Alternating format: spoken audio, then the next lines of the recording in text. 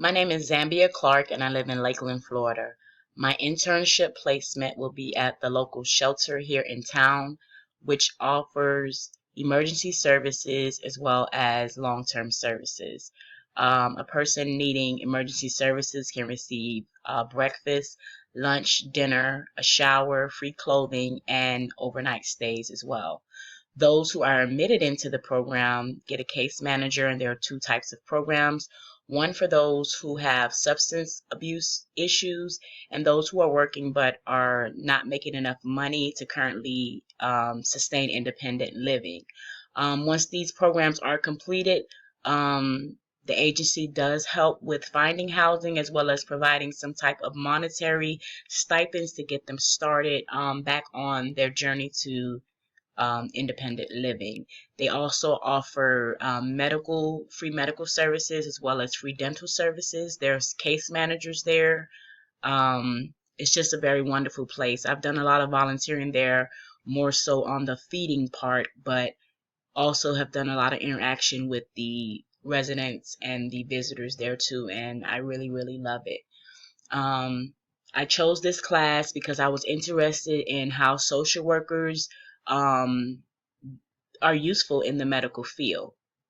In reading the models, I chose the health belief model because it targets the belief system that people have with their health and as far as getting screenings and things like that.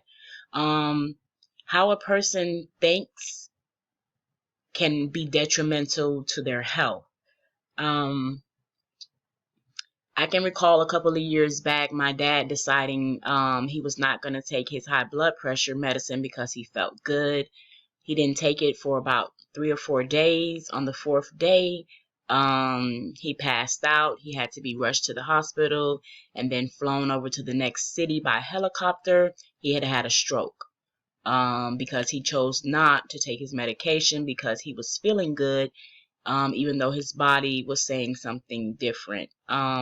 This caused him to be in ICU for about a week and a half, um, going to rehab for about 2 weeks. So it was very detrimental to his health, and it also caused him to retire.